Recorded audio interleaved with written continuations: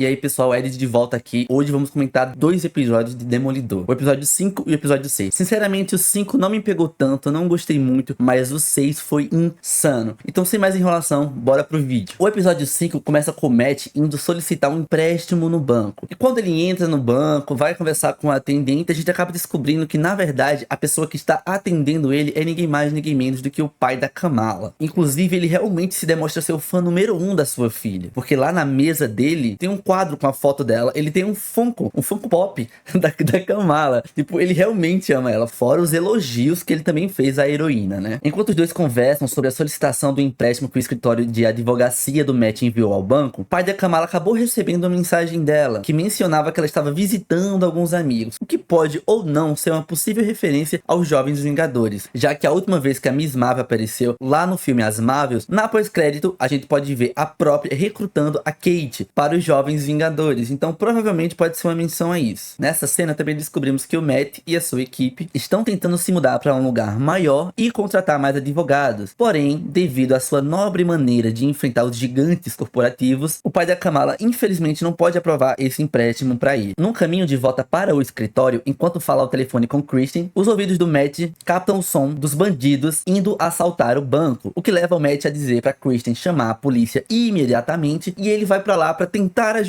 Inclusive, um detalhe muito interessante sobre essa gangue que tá tentando assaltar o banco é que cada máscara que eles estão utilizando representa ali uma joia do infinito. Então temos todas as cores lá, exceto uma, que mais pra frente descobrimos que essa cor que tava faltando, que era laranja, representava a pedra, o diamante que eles estavam tentando pegar no banco. Então, somando as máscaras dele com essa pedra, temos todas as cores das joias do infinito aqui. Achei uma referência bem legal, um detalhe ali interessante. Então, enquanto a gangue faz todo mundo de refém, o Matt retorna ao banco pagando de doido, como se ele não soubesse o que tá acontecendo, e acaba se tornando mais um refém dessa gangue. Inclusive, é bem interessante que durante esse assalto, o pai da Kamala, ele demonstra se preocupar com seus colegas. Podemos ver em algumas cenas ele meio que tomando a frente em algumas decisões, ou até mesmo ali tentando acalmar a galera. Então realmente Kamala tem a quem puxar esse seu senso de heroísmo. Outro momento bem interessante é que quando o Matt está dentro do banco, tentando estudar aquela situação, ele usa mais uma vez ali a sua audição e percebe que uma das reféns lá não está tão nervosa assim. Então ele logo deduz que essa refém está supostamente ali ajudando essa gangue. E mais pra frente descobrimos que realmente ele estava correto. Durante toda essa confusão, o pai da Kamala fala que ele consegue abrir o cofre, o que depois descobrimos que ele não consegue. Mas de início ele acaba ganhando um tempo pra fazer isso. A polícia chega, tenta negociar com a gangue pra tentar liberar alguns reféns, até consegue liberar um casal, mas em determinado momento a polícia cansa de negociar e vai invadir pra pegar a gangue o quanto antes. O Matt, muito esperto, foi ajudar o pai da Kamala lá na questão do cofre, e lá ele descobriu sobre aquele diamante que eu falei pra vocês no início, e o nosso Murdock acaba bolando ali um plano de última hora. Quando ele desce pra entregar esse diamante, coincide justamente no mesmo horário que a polícia tá pra entrar, e nesse momento, como o Matt sabia que o líder lá queria aquela pedra pra evitar que eu tivesse tiroteios ou que pessoas morressem, ele jogou esse diamante pra o bandido pegar. Só que durante toda a confusão, o bandido acabou não pegando aquela pedra, mas sim uma balinha. Inclusive é bem interessante porque essa balinha foi oferecida pro Matt lá no começo do episódio, quando ele tava tentando pegar um empréstimo. E essa balinha ainda vai voltar mais uma vez nesse episódio. Mas, continuando, esse bandido safado entrega essa pedra pra aquela pessoa que o Matt já estava desconfiando que estava supostamente ajudando ele, e escapa dali. O Matt, que não é bobo nem nada, vai atrás, desce a porrada nele, e o plano dessa gangue arco-íris acabou dando errado. Eles não conseguiram sair de lá com o diamante. Temos uma cena bem legal também da moça que estava ajudando o rapaz, pegando o diamante e descobrindo que na verdade era só uma balinha. E lá pro final do episódio, quando o Matt volta pra saber se o pai da Kamala tá bem, ele acaba deixando o diamante junto das balas lá, e o pai da Kamala percebe na mesma hora. O que será que ele vai fazer com essa pedra, hein? Enfim, o episódio 5 foi esse, um episódio bom, mas sinceramente foi um episódio bem filler mesmo. Não teve nada a acrescentar na trama de fato. Mas, continuando, o episódio 6 já começa com a nossa repórter entrevistando diversas pessoas, e nesse momento somos introduzidos aqui a um novo vigilante, só que agora um espadachim. Para aqueles que não se lembram, este espadachim já foi introduzido antes, lá na série do Gavião Arqueiro. O nome desse rapaz é Jack Duquesne. Inicialmente ele foi apresentado como um membro extremamente rico da família Durkensey, e também noivo da Eleanor Bishop, que é a mãe da Kate Bishop. No entanto, esse relacionamento dele com a mãe da Kate não deu muito certo, porque ela vacilou um pouco. E quando eu digo vacilo, eu quero falar que ela tentou acusar ele de assassinar uma pessoa, mas esse plano dela deu errado, ela foi presa e ele conseguiu limpar o nome dele. E nesse Nesse episódio descobrimos que aparentemente ele continua usando suas habilidades para ajudar as pessoas. Quem brilhou nesse episódio também foi o próprio Muzzy, cometendo diversos crimes e fazendo arte. Nesse episódio descobrimos que o número de vítimas do Muzzy já passou de 60, o que acaba alarmando o Fisk e deixando ele extremamente preocupado. Inclusive, em uma dessas suas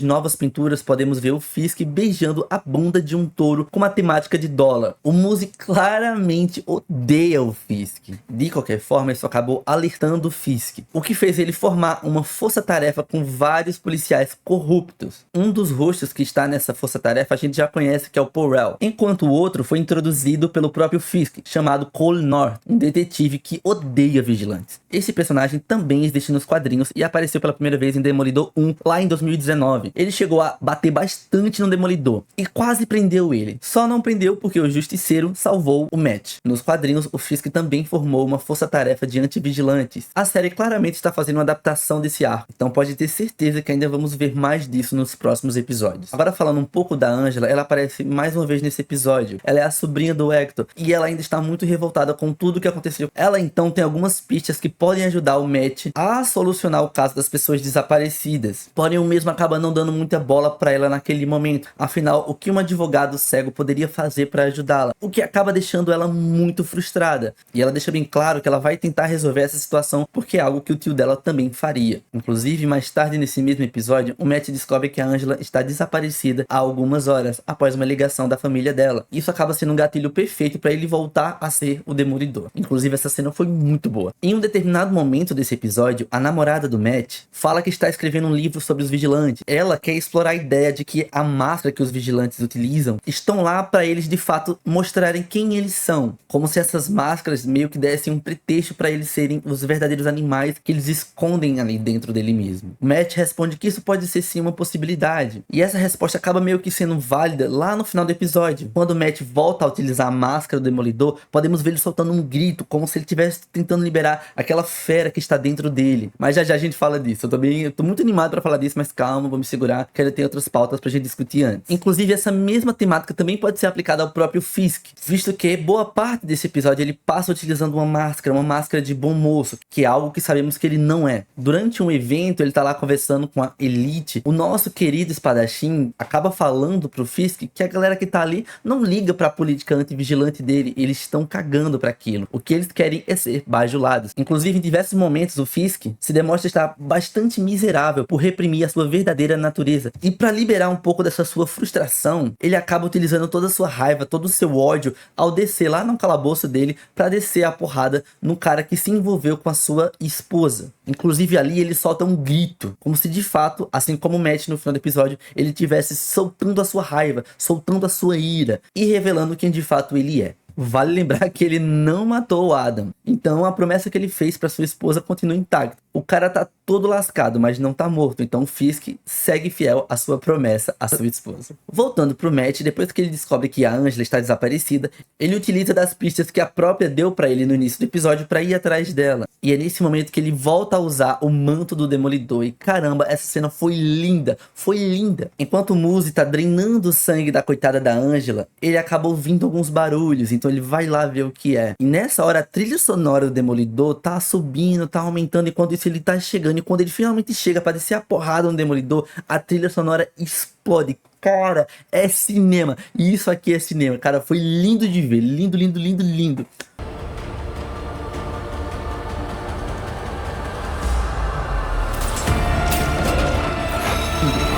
O Demolidor desce a porrada no Muzzy ali, solta aquele grito que eu falei pra vocês anteriormente, como se realmente ele estivesse se libertando. Inclusive, vale lembrar que nos quadrinhos o Muzzy é um inumano, que absorve toda a informação sensorial ao seu redor e torna-se praticamente indetectável para o Demolidor. O Muzzy nos quadrinhos também tem uma pele extremamente pálida, olhos completamente negros e a força e velocidade ligeiramente aprimoradas, quase como se fosse um super soldado. Já na série, apesar dele ser bem criativo em suas obras e conseguir lutar, parece que não vai muito além disso. No fim, o Matt quase enforca o Muzzy, mas para tentar salvar a Angela, ele acaba deixando o Muzzy de segundo plano e vai lá salvar a coitada. Nesse meio tempo, o Muzzy vaza dali. A luta entre o Fisk e o Adam, e também a luta entre o Matt e o Muse, foi muito interessante porque tivemos alguns paralelos entre essas duas cenas. Podemos ver como nesse momento, ambos estão ali realmente se soltando, revelando ser quem eles de fato são. E lá no final do episódio, tanto o Matt quanto o Fisk parecem finalmente estar em paz, depois de passarem tanto tempo fingindo ser quem eles não são. É como se finalmente eles fossem eles mesmos de novo. Enfim, pessoal, adorei o episódio 6. O 5 eu achei mais ou menos. E tô muito ansioso pros próximos. Então, se você tá curtindo essas reviews semanais, deixa o like, comenta. E eu vejo você semana que vem. Fui!